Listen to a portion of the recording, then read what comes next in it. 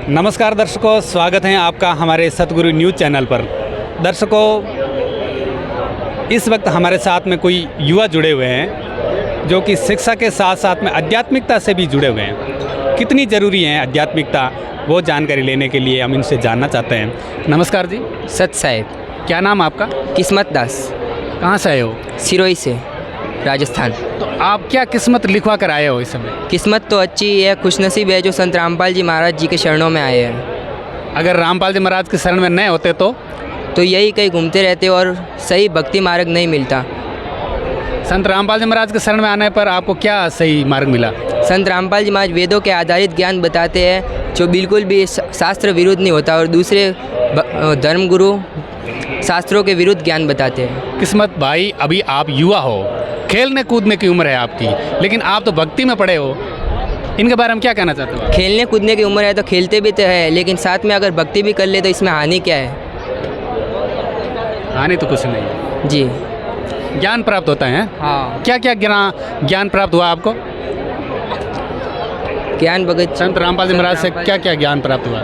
सृष्टि रचना, वो शर पुरुष, अक्षर पुरुष, परम अक्षर पुरुष है, ये तीन वो पुरुष है, और शर पुरुष काल है, इसके 3 पुत्र ब्रह्मा विष्णु महेश।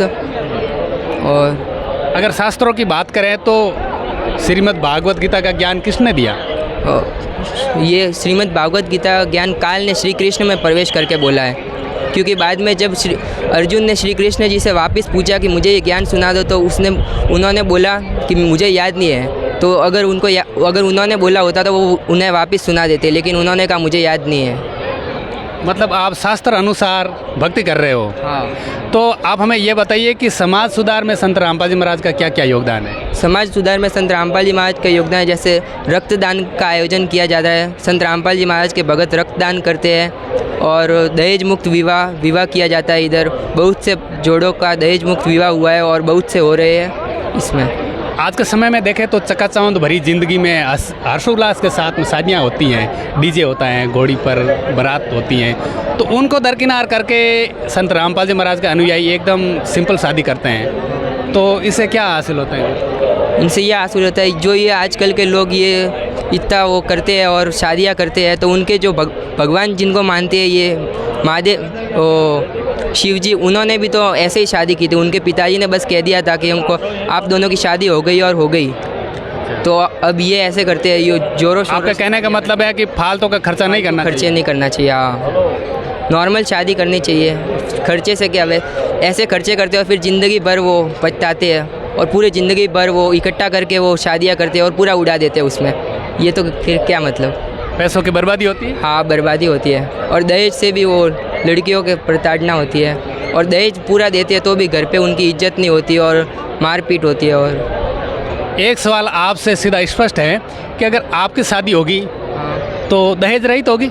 हाँ जी, दहेज रहित होगी। इसमें कुछ दिखावा वगैरह नहीं होगा? दिखावा नहीं होगा। 17 मिनट की इधर होगी संत रामपाल जी के महाराज के रमेणी। इससे आप संतुष्ट हो जाओ? हाँ जी, संतुष्ट। तो दर्शकों, ये है संत रामपाल जी महाराज के अनुयायी, और ये इस तरीके से कबूल कर रहे हैं, वादा करते हैं कि इनकी जो शादी है वो भी दहेज रहित होगी, जिसमें कोई किसी प्रकार का दिखावा नहीं होगा, आडंबर नहीं होगा, पाखंडवाद नहीं होगा, और एक स्वस्थ समाज संत रामपाल जी महाराज तैयार कर रहे हैं, उसमें ये भी शामिल होंगे।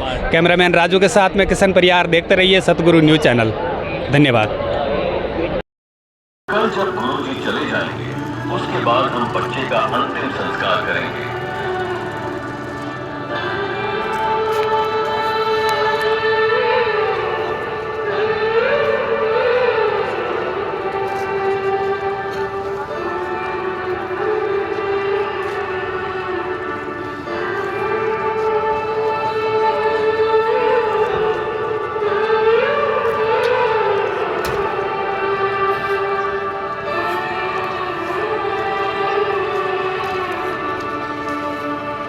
आज की रात उन्हें अपनी इसी दुखद वेदना के साथ ही जीना था।